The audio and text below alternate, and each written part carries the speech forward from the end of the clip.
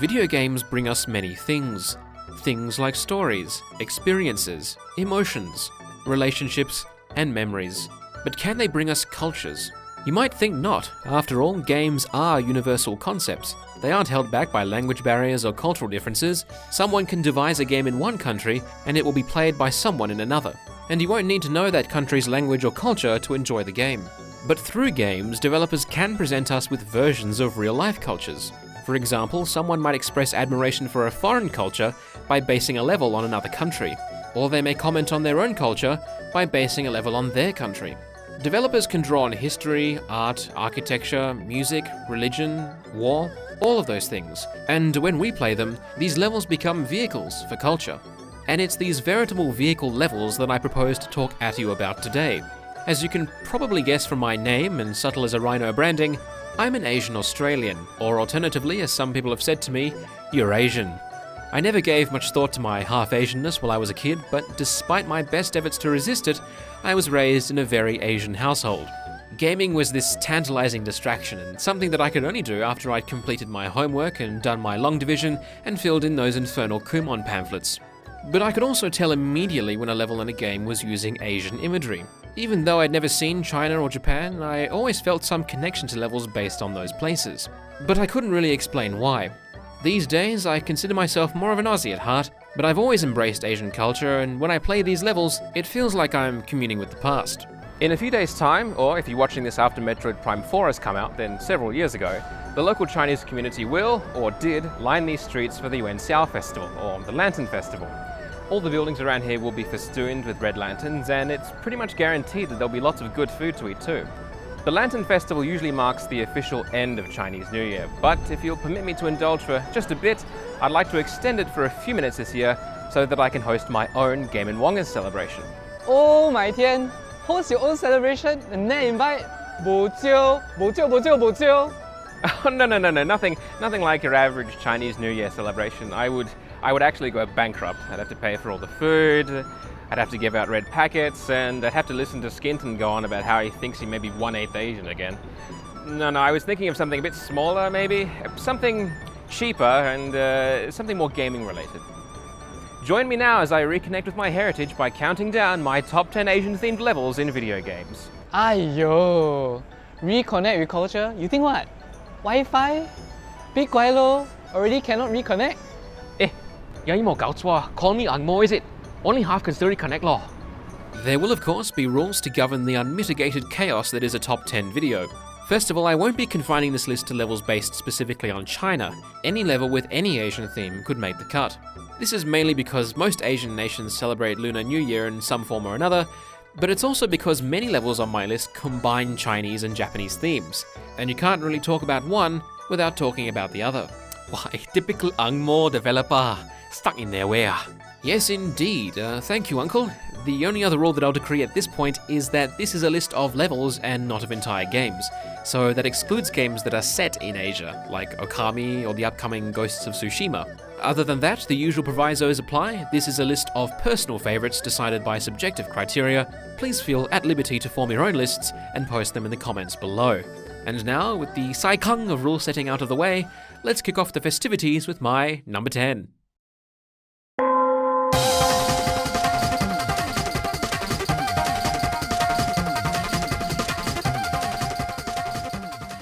Starting off at the bottom of the list is Jungle Joyride from Sonic Unleashed on PlayStation 2.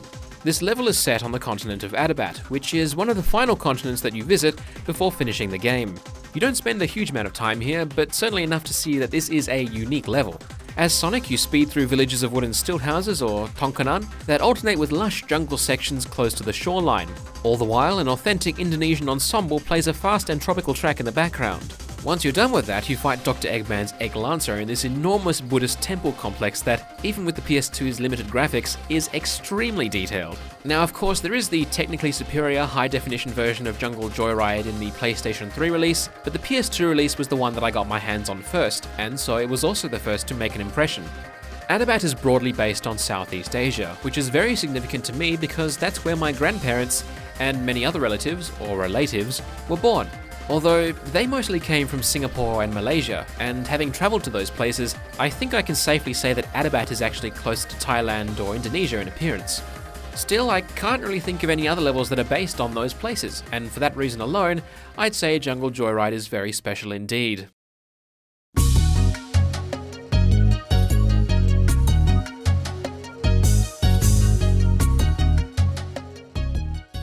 I don't think it's much of an exaggeration to say that most people see Crash Bandicoot: The Wrath of Cortex as this black mark on the series. That includes the people who actually made it, by the way. Well, the past few years have kind of been slow. Wrath of Cortex didn't do as well as we'd hoped, and... A common criticism, you know, other than...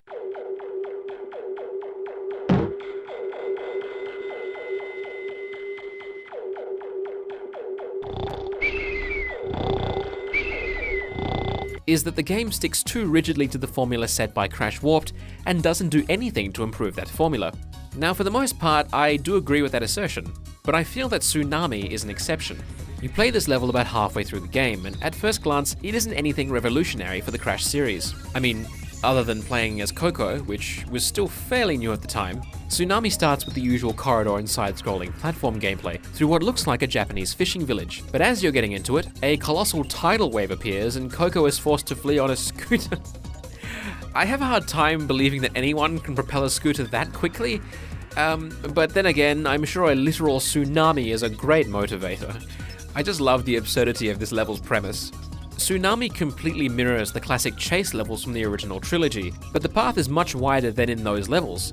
This means that the challenge comes more from avoiding hazards and obstacles on the left and right than those coming at you from behind the camera. In fact, there's so much more space on your left and right that there's even a section where you have to choose a path to take. Unfortunately, Tsunami is a very short level, so we don't actually get to see much done with this change. Nonetheless, Tsunami certainly stands apart from the many chase levels that came before it.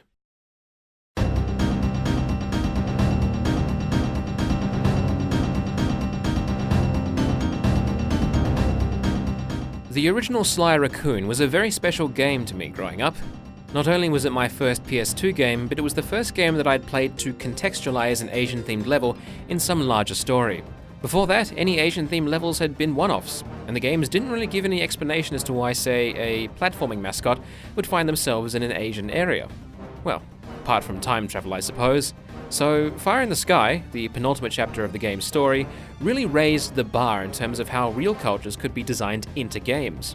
The story sees Sly Cooper and his gang traveling to China to thwart the Panda King, who is a, to put it bluntly, Frustrated fuck. like the chapters before it, Fire in the Sky strikes a good balance between platforming missions and minigames. Along the way, you'll sneak through lantern-lit temples and training halls, spire jump around a dragon, and even scale an enormous pagoda. You later find out, though, that all of this is an elaborate front for the Panda King's explosives factory. In fact, the levels repeatedly emphasize fireworks, gunpowder, and martial arts, all things typically associated with China. And those same themes are reflected in your final fight with the Panda King, who, using Flame Fu, forces you to swap between hand-to-hand combat and ducking for cover, albeit while giving you a massive advantage by not moving around very much. If Sucker Punch were ever going to have another go at an Asian-themed level, it would be tough to top this one.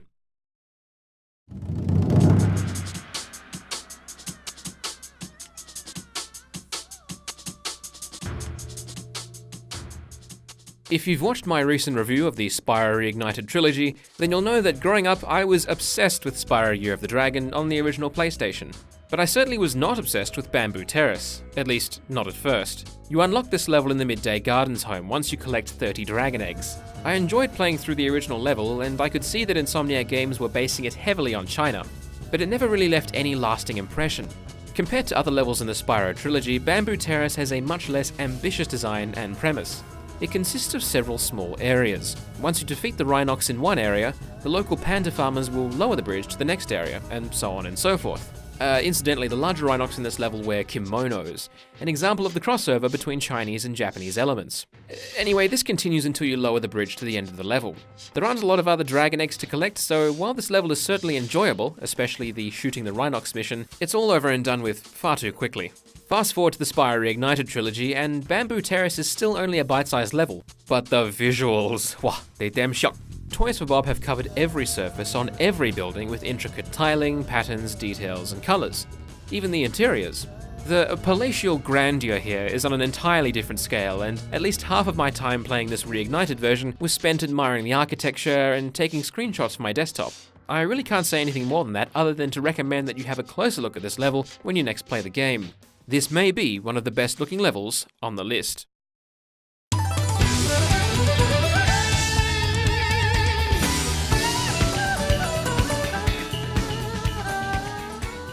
It's about time that Nintendo had a level on this list. After all, as a Japanese pillar of the industry, Nintendo are only too qualified to produce authentic and fun Asian-themed levels. And that's perhaps the best way to describe Dragon Driftway from Mario Kart 8 Deluxe on Nintendo Switch. Authentic and fun. I realize I'm not exactly an authority on authenticity, but it certainly is fun to race on. Did somebody say No, don't. This track originally released as DLC for Mario Kart 8 on Wii U, but you can race on it immediately upon starting Deluxe. The opening montage makes clear the Chinese direction that this track takes. The race starts beneath a traditional Chinese archway, or Walao, and in the first few seconds you find yourself driving into the gaping mouth of a huge dragon statue. The track runs the full length of the statue, and what I really like about that is that nearly the whole track is made up of turns and anti-gravity sections. Add on top of that a healthy supply of spin boosters and spots to drift on, and you've got yourself a challenging track, but one that rewards you with speed for mastering the turns. Until it's taken away by a blue shell, of course. And there are plenty of details that you'll miss while you're speeding around the track, like murals and statues of Lakitu in various kung fu poses. I always enjoy my time with Dragon Driftway, admittedly a bit too much, but once that music kicks in, which pairs a traditional erhu with a modern bass guitar, I can't help but be in the zone. Don't ever run into me on this track online.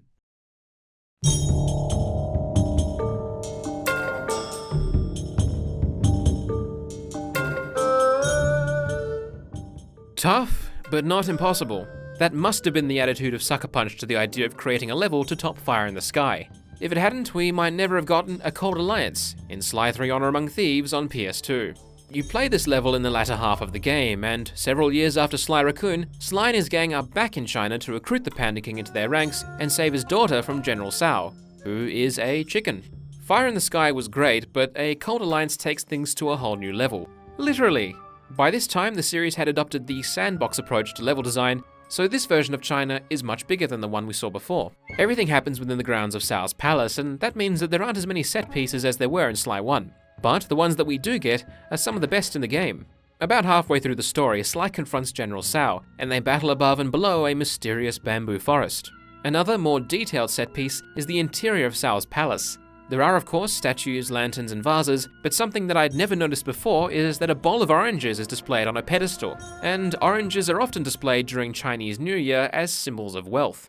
But neither of these compares to the final job, Operation Wedding Crasher. After you demolish Tsao's family temple, he summons a colossal stone dragon to defeat the Koopa Gang. And this thing is terrifying. It has enormous bulging eyes, a molten tongue, it can spin its neck all the way around, and drums and cymbals play loudly in the background. Funnily enough, I think Sucker Punch really honed in on those things that people find disturbing about lion dancing. Yeah, but not the necks and molten tongues, obviously. Those things aren't usually part of a traditional lion dance, but I have no doubt they'd be disturbing if they were. Very disturbing. A Cold Alliance also references fireworks, the Chinese zodiac, and even ancestor worship, but I'll comb through the finer details another time. Needless to say, this one is up there.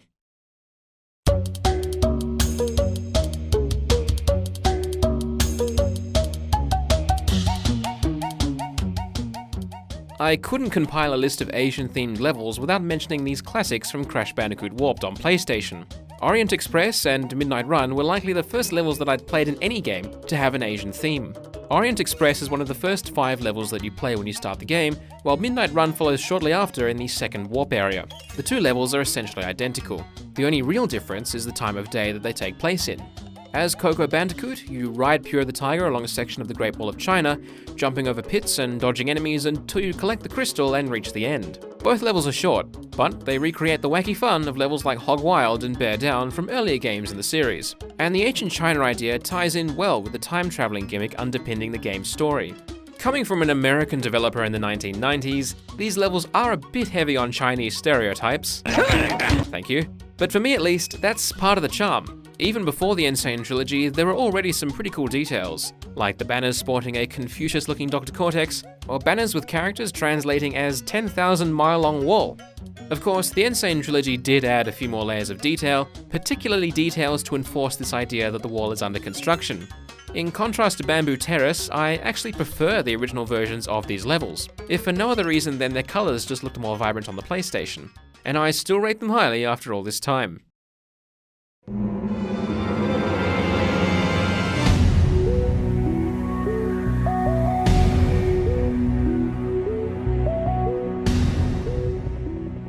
Another classic PlayStation level that it would be totally remiss of me not to mention is Fireworks Factory. This is another level from Spyro Year of the Dragon, and if we ever had to pick a level to represent that game, I feel as though most of us would pick this one.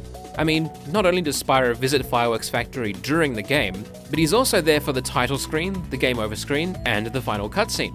And who among us Spyro fans can honestly say that they don't immediately recognize this level's theme music? You reach Fireworks Factory at about halfway through the game. However, unlike Bamboo Terrace, Fireworks Factory is subtler in its cultural references. So much so, in fact, that it's difficult to say exactly what country Insomniac games were trying to evoke here. As we've discussed, the references to fireworks, explosives, and artillery fit into a Chinese theme, and the Twin Fire Dragon's mini-boss feels like a deliberate reference to dragon dancing, which is another form of Chinese New Year celebration. But the various ninjas that harass you fit equally well into a Japanese theme. It also doesn't look anything like the other levels on this list. Take the factory buildings. They look oriental, but on closer inspection, you can still see the influence of medieval castles. And the heavy use of purples, both in the skies and in the interior lights, certainly doesn't match up with typical Chinese or Japanese designs, at least as far as I know. What we have here may have started out like Bamboo Terrace, but clearly Insomniac Games did more to put their stamp on Fireworks Factory, even throwing in a couple of references to The Matrix. My guess is that this is why Fireworks Factory, even today, is still a treasured level among fans.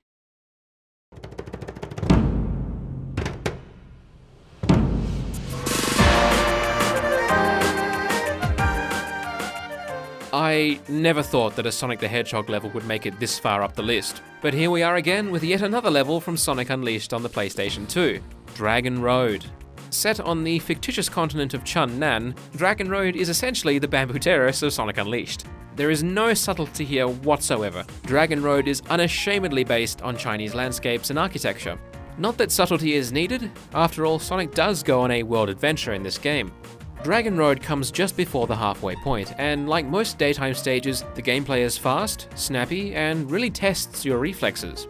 You'll blast through training halls, around pagodas, through gorges, and even along the surface of the water. And again, even with the PS2's limited graphical fidelity, none of that intricate detail on the buildings, pathways, or rock faces is lost. My favorite part is always seeing the cherry blossom trees as you approach the goal ring.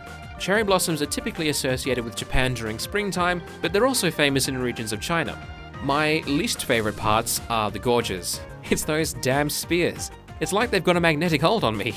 And let's not forget the music.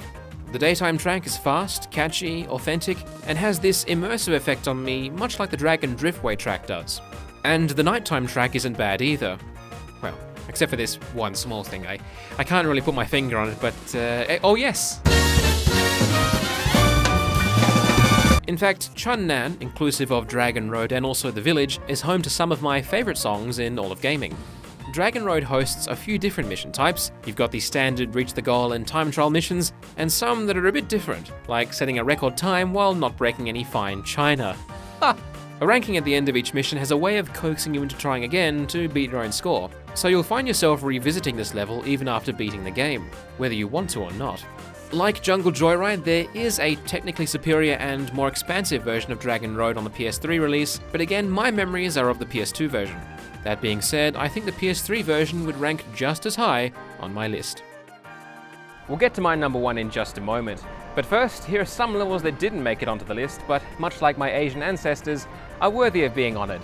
And I honour them in the same way that I would my Asian ancestors by occasionally mentioning the fact that they existed, thereby making it seem to everyone else that I haven't forgotten them entirely.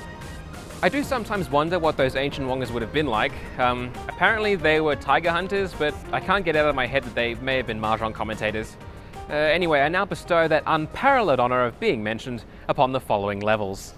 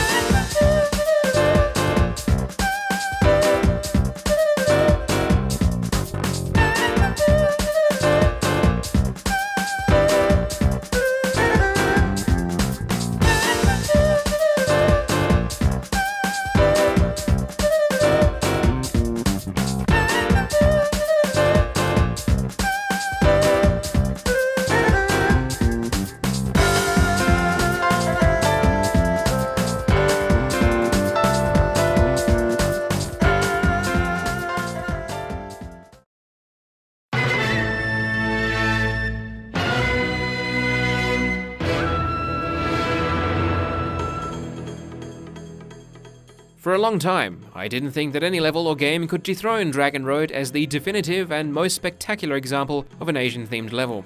Sonic Team had thrown down the gauntlet, and just over a year ago, Nintendo responded.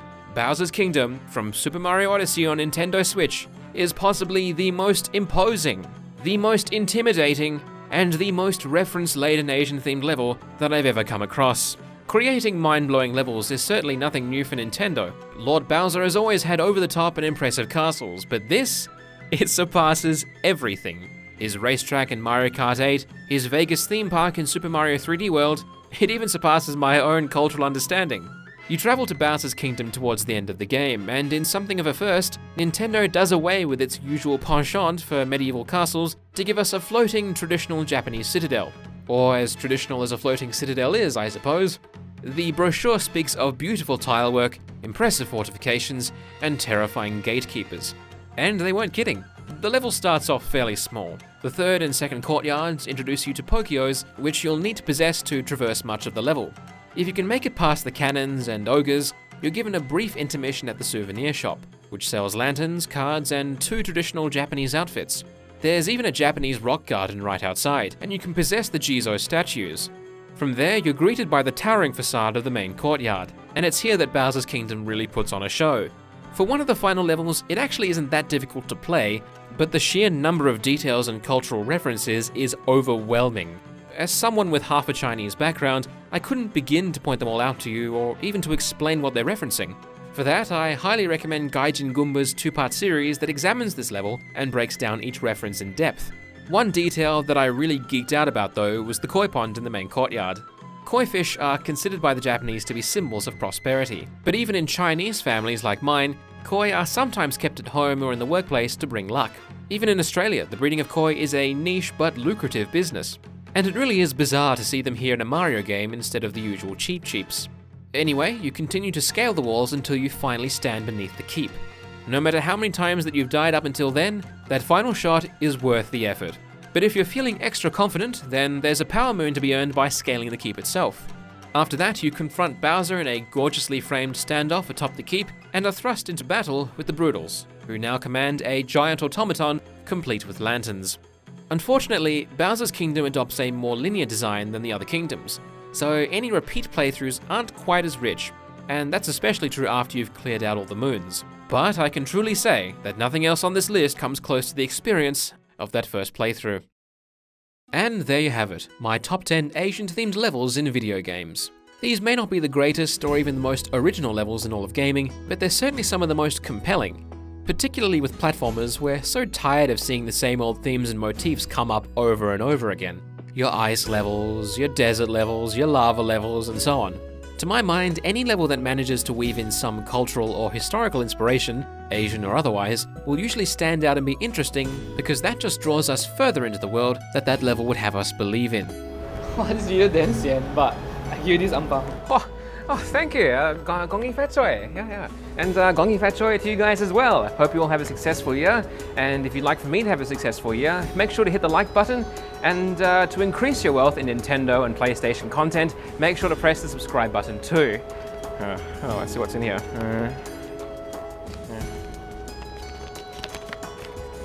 Wait, what? It's empty. You owe me $2 at least. Until next time, I have been and will continue to be Wongerz. Thank you very much for watching, and 再见. 我们天，我们天，敢会当卖创治？搁再爱你，这我是我家己。